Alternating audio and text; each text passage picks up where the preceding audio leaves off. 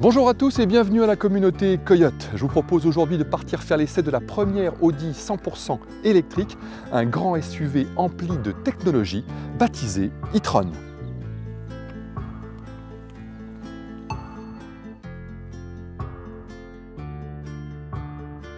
En attendant une sportive en 2020 et un SUV compact en 2021, l'e-tron ouvre le bal de l'électrique chez Audi.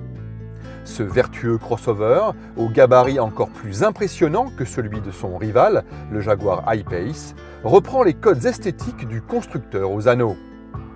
Élégance et aérodynamisme sont au rendez-vous, à l'image de la calandre, dont les volets motorisés améliorent la pénétration dans l'air, tout comme les rétroviseurs, remplacés ici par des caméras.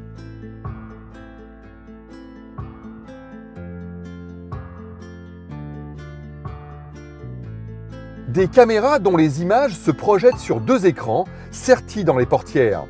C'est l'aspect le plus spectaculaire d'un habitacle qui respire le high-tech et la qualité de fabrication.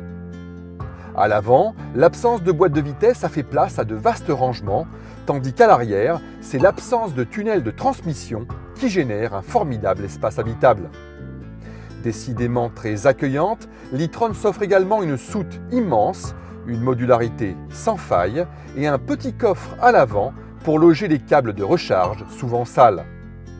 À ce propos, notons que ce SUV 100% électrique dispose d'une prise à gauche comme à droite, pratique.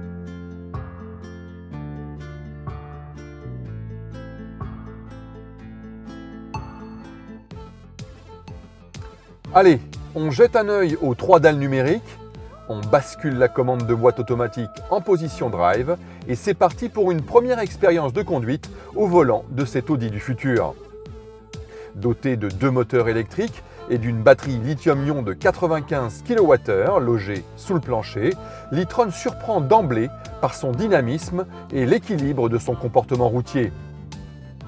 Nullement handicapée par son poids, l'Allemande se distingue encore davantage par le confort moelleux de sa suspension pneumatique et son insonorisation exceptionnelle.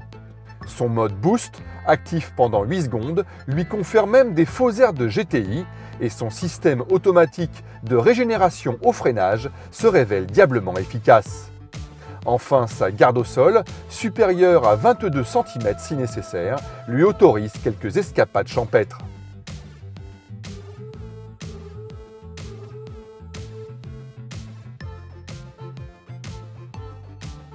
Cher à l'achat, l'e-tron s'annonce plutôt économique à l'usage, même si son poids la rend assez énergivore. Au-delà de l'autonomie, son souci majeur demeure le temps de recharge. Prévoyez 26 heures sur une prise domestique et 4h30 sur une prise publique 22 kW.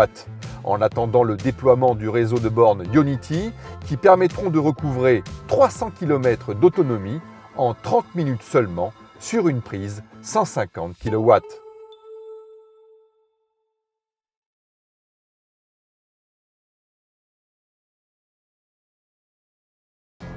Avec une autonomie variant de 300 à 400 km selon l'usage et un tarif supérieur à 80 000 €, l'e-tron n'est pas encore l'électrique dont on rêve. Mais il faut bien un commencement à tout. Merci de nous avoir suivis au volant de cette Audi et à très bientôt sur la chaîne Coyote.